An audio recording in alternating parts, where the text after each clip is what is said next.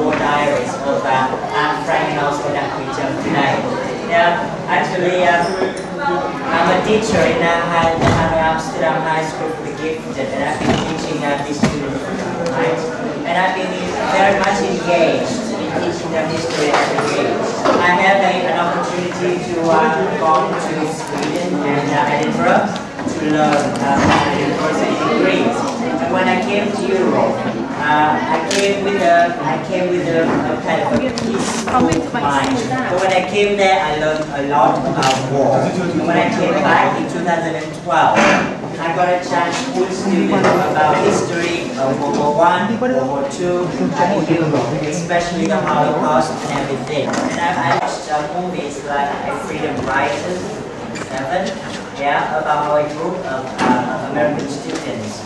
They modeled on Anne Frank's diary. They wrote their own diary about their own personal struggles and about racial movement in America.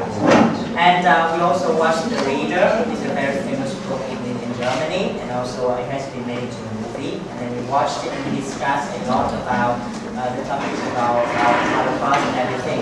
And then I gave them Anne Frank. And also that was a very, very famous diary in Vietnam too.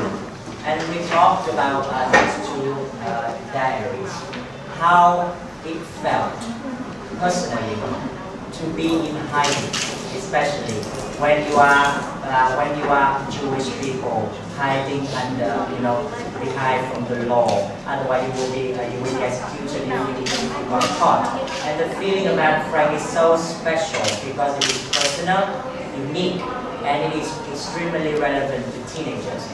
She started writing the diary at about age 12 to 13, and unfortunately she stopped before she even reached maturity. So what we find out is that it is extremely relevant in Vietnam, especially teenagers, to learn what people feel in terms of war, especially children. How, particularly for me, when I first began reading a few pages of the diary, Anne Frank was extremely optimistic. She was not exactly optimistic. She knew what was happening back then. A mind of a child is very perceptive. You may think that a 12-year-old, 13-year-old girl doesn't really know what is happening around them, but actually they know. They know the conditions back then in the Netherlands, how the anti-Semitism was very, very, very strong back then. But she was hopeful. She was extremely optimistic. And then, because she did not expect to be in hiding for long, to her it was like a provocation. But then, the war dragged on. And then, they were in hiding for like almost 2 years.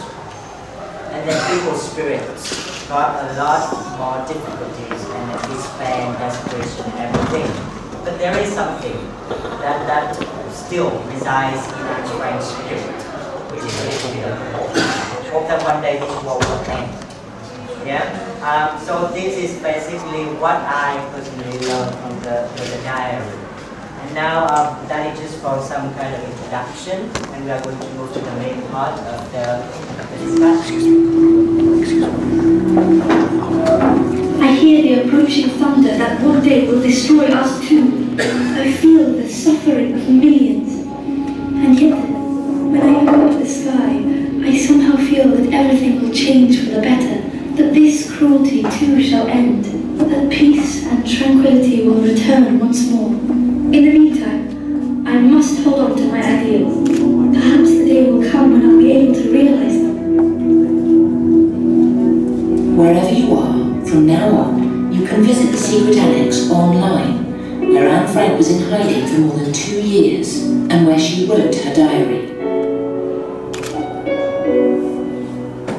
I wander from room to room, climb up and down stairs, and feel like a songbird whose wings have been ripped off and who keeps hurling itself against the bars of its dark cage. Let me out where there's fresh air and laughter.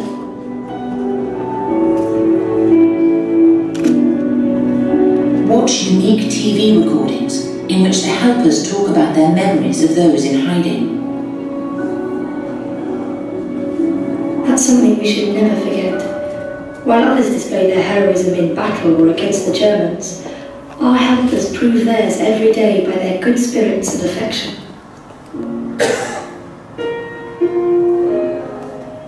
Watch historical footage and listen to radio bulletins of the war. The BBC Home Service. Here is a special bulletin read by John Smith. D-Day has come. Early this morning, the Allies began the... Oh, Kitty, the best part about the invasion is that I have the feeling that friends are on the way. Maybe, Margot says, I can even go back to school in October or September.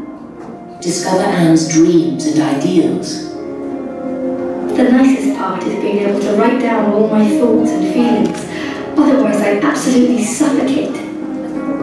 After the war, I'd like to publish a book called The Secret Annex. After the diary has been published, I receive hundreds, thousands of letters from young people. And my task is to speak to them, to write to them, not to forget that we have to work against prejudice and discrimination. That is my task, and this task I try to fulfill. As long as this exists, I thought, this sunshine and this cloudless sky, and as long as I can enjoy it, how can I be sad? Mr. Mayor, I can at least ask you a question. Yes, I want to ask you about the time when you first heard about Anne Frank. You know, I would like to know your feelings or emotions back then when you first heard them as opposed to as a teenager. I don't exactly recall, but I think I was some 8 or 9 or 10 years old when I learned of Anne Frank. And before, of course, every child in the Netherlands heard of the figure of 6 million Jews murdered by the Nazis.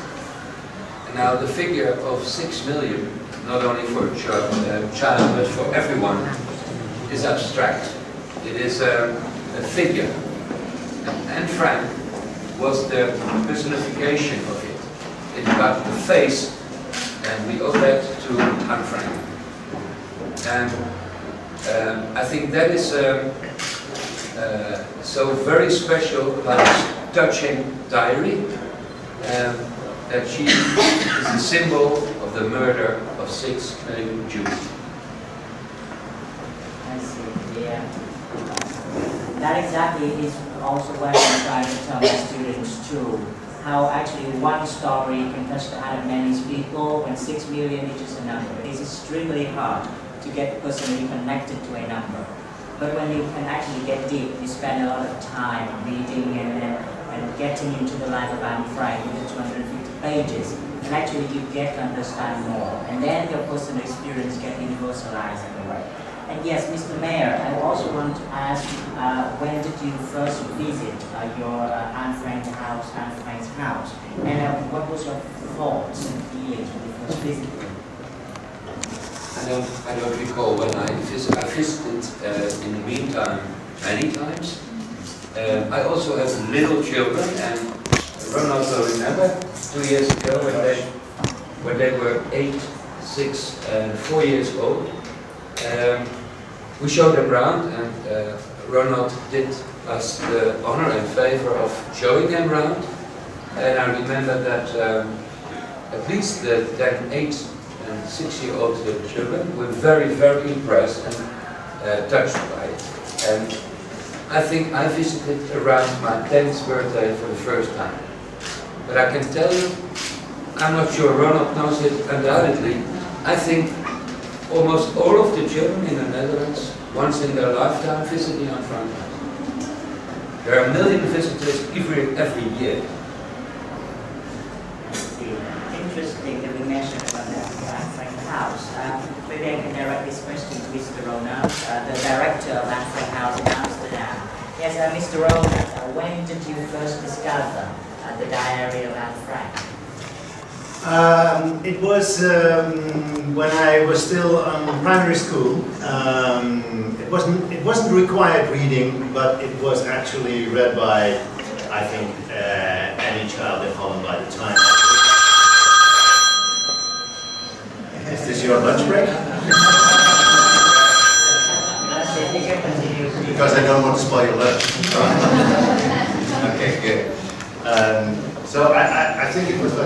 think one of both the diaries and the Anne Frank house are unique in a certain way, because there are thousands and thousands of places, unfortunately, in Europe where you can learn about what happened during the Second World War and during the Holocaust, or as many people say, the Shoah.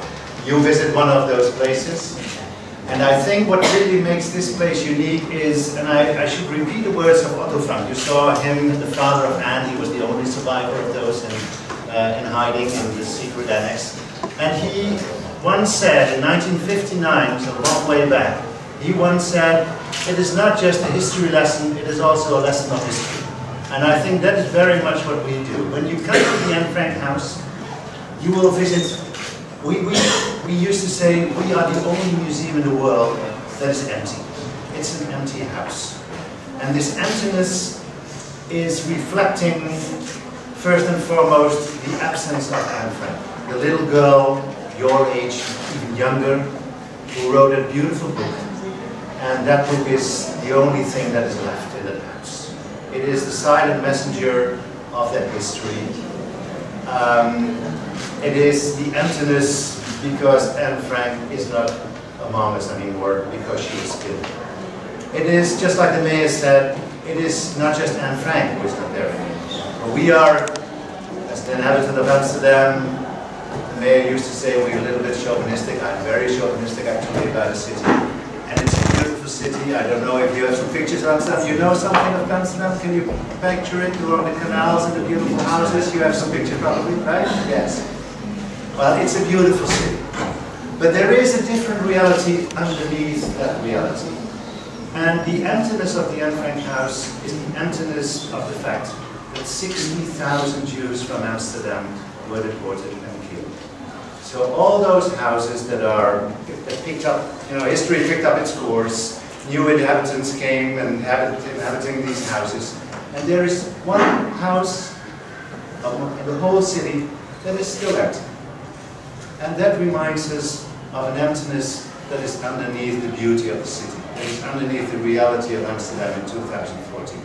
And it's obviously not just the emptiness in Amsterdam, it is the emptiness in the Netherlands, it is the emptiness in... Yes, maybe we can also move up to questions for the student. It might be interesting to ask students actually, if actually anybody here has some kind of lessons that you can draw from reading from the diary of Anne Frank. You can raise your hand. Yes? First of all, I'd like to say that it's a great honor for me to be here in today's discussion about Anne Frank and Chân. And now I'm going to talk briefly about what I've learned from these two iconic figures. Yes, as we all know, war is the enemy of mankind.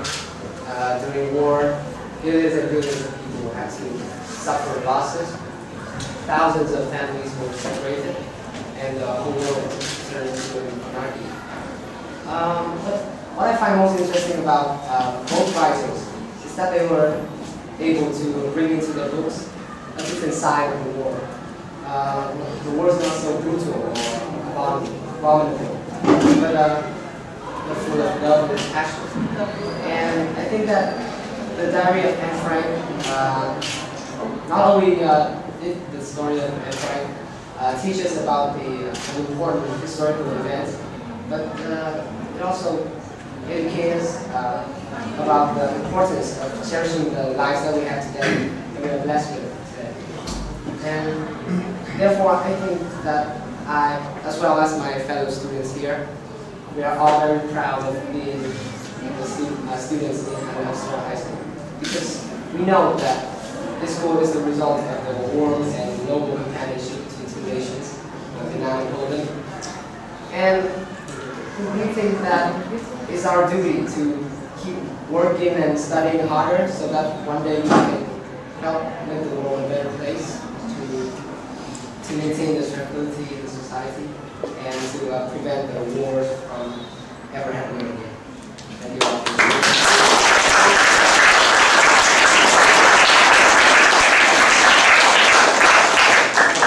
Friendship between Hanoi and Amsterdam, have some special sweets from the Netherlands for all of you. And so, thank you for having the opportunity of talking to you. I will invite you. I cannot sponsor it for all of you, but I will invite all of you to come to Amsterdam. It's really, with its 180 nationality, a true inclusive city where tolerance and human rights are on top of everything. A mayor, city council, government, police. It is not of interest. The actual basis of the city of Amsterdam, the value of the city of Amsterdam is tolerance. And if you remember that word from our presence here, my day is a perfect day. Thank you very much.